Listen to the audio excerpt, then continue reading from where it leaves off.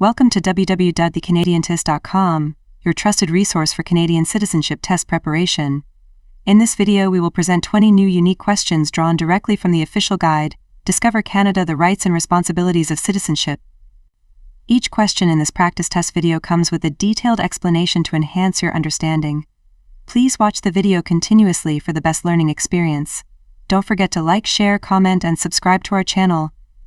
Let's get started.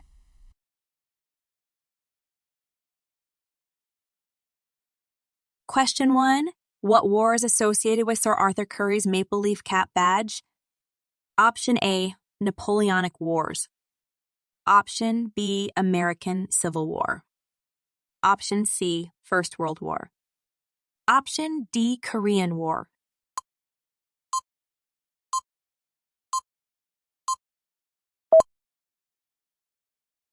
The correct answer is First World War. Explanation: Sir Arthur Currie's Maple Leaf Cap badge is from the First World War, marking a pivotal period in Canadian military history. Question 2. Who established the Northwest Mounted Police in 1873 after the First Métis Uprising? Option A. Sir John A. Macdonald. Option B. Louis Riel. Option C. Gabriel Dumont. Option D. David Thompson.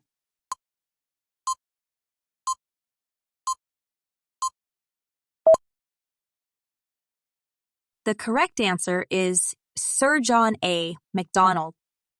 Explanation: Prime Minister Macdonald established the to restore order in the West after the Métis Uprising, aiming to pacify the region and aid negotiations with Indigenous peoples. Question 3. When did Canada officially become a self-governing dominion? Option A. July 1, 1867. Option B. July 1, 1868. Option C. July 1, 1869. Option D. July 1, 1870.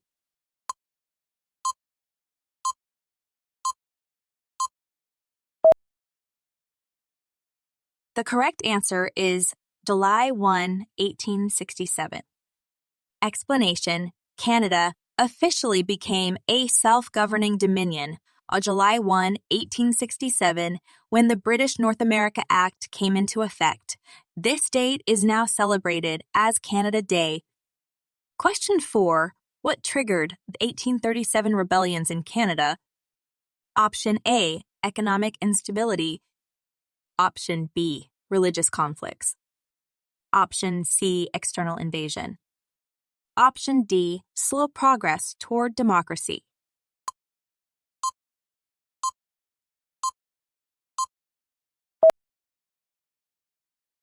The correct answer is slow progress toward democracy.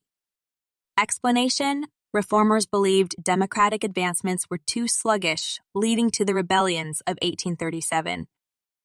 Question 5. Which city, now known as Toronto, had its government house and parliament buildings burned by the Americans in 1813? Option A. York. Option B. Montreal. Option C. Quebec. Option D. Halifax.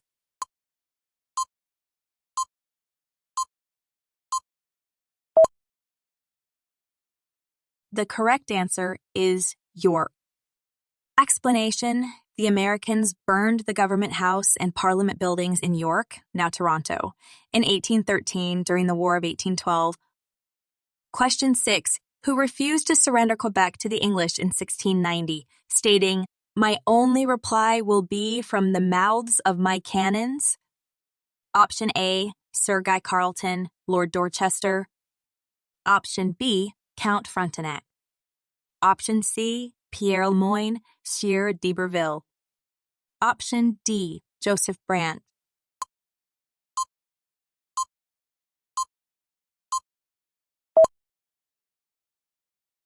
The correct answer is Count Frontenac. Explanation: Count Frontenac refused to surrender Quebec to the English in 1690, famously declaring his defiance. Question 7. Who are the historic enemies of the Iroquois with whom the French colony allied against them? Option A, Algonquin. Option B, Montagnais. Option C, Huron. Option D, all of the above.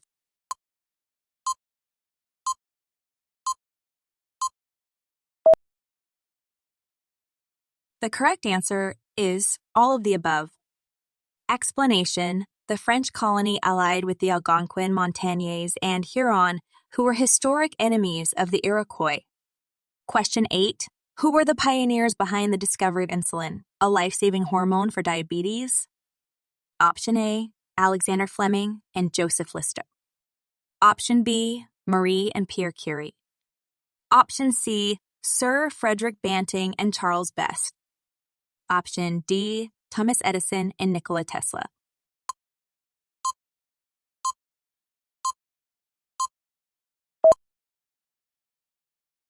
The correct answer is Sir Frederick Banting and Charles Best.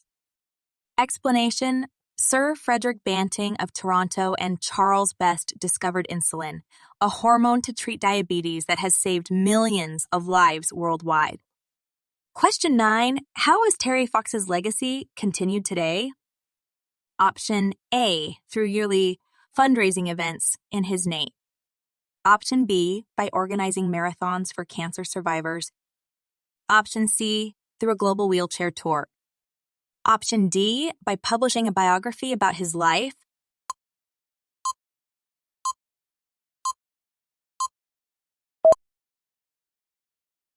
The correct answer is through yearly fundraising events in his name.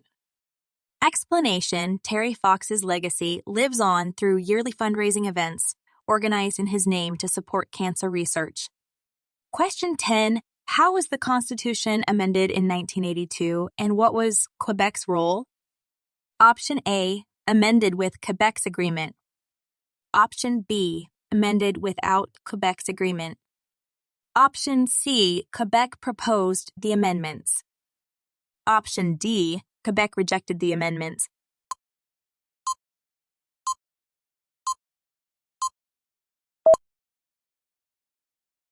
The correct answer is amended without Quebec's agreement. Explanation: in 1982, the Constitution was patriated and amended without the agreement of Quebec, a significant moment in Canadian constitutional history. Question 11. When was old age security first introduced in Canada?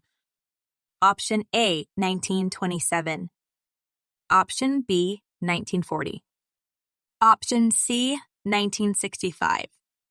Option D, 1980.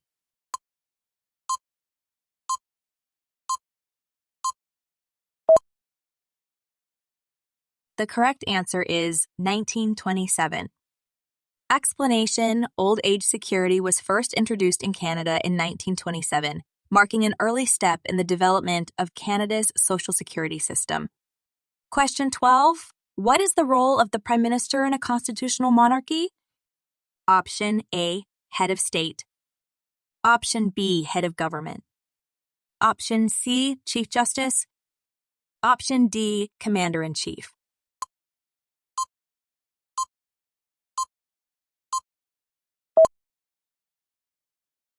The correct answer is head of government. Explanation: in a constitutional monarchy, the Prime Minister serves as the head of government responsible for directing the governing of the country. The head of state is the sovereign. Question 13. What is the final step for a bill to become law in Canada? Option A, approval by the Prime Minister. Option B, royal assent. Option C, approval by the Supreme Court. Option D, none of the above.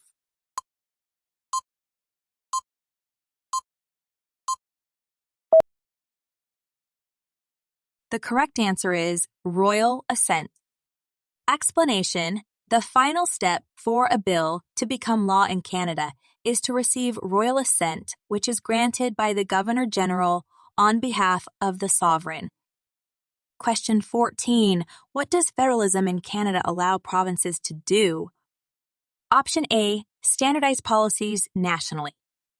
Option B, limit policy variations. Option C, experiment with diverse policies. Option D, exclude the federal government's influence.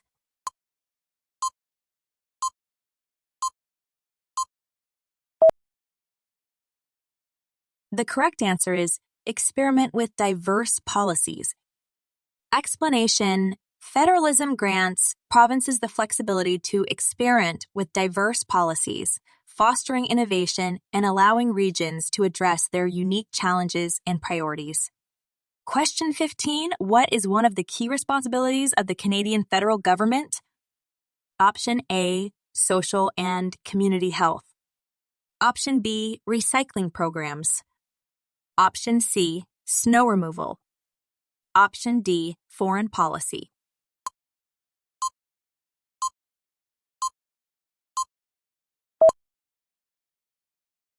The correct answer is foreign policy.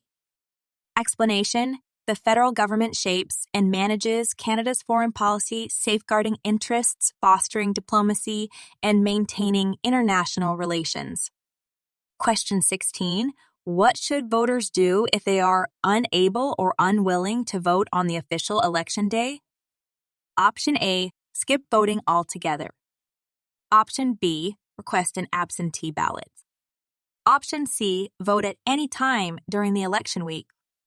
Option D, vote at the advance polls or by special ballot.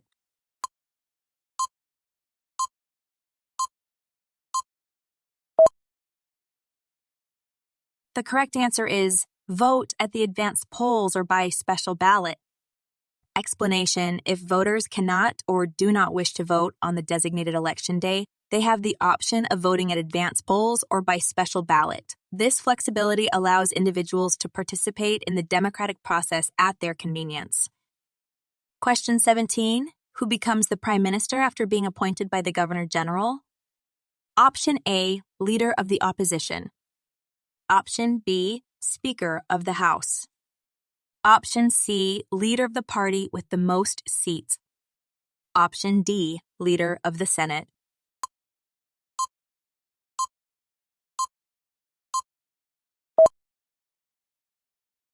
The correct answer is Leader of the party with the most seats. Explanation: the leader of the political party with the most seats in a House of Commons, once appointed by the Governor General, becomes the Prime Minister. Question 18. What is the source of voters' lists used in federal elections and referendums in Canada? Option A, National Census Bureau. Option B, Elections Canada. Option C, Federal Voting Commission. Option D, Citizens Register Agency.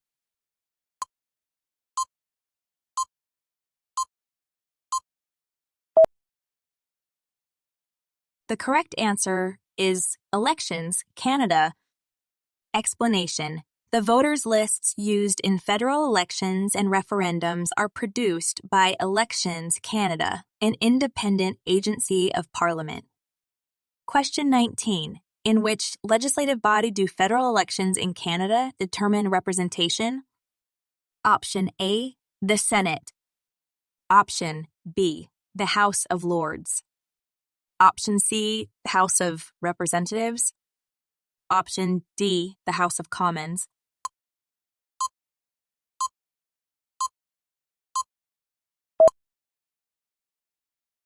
The correct answer is the House of Commons. Explanation: federal elections in Canada determine the composition of the House of Commons, where elected representatives serve at the national level. Question 20. What is the highest court in Canada? Option A, Federal Court of Canada. Option B, Court of Queen's Bench. Option C, Supreme Court of Canada. Option D, Provincial Court.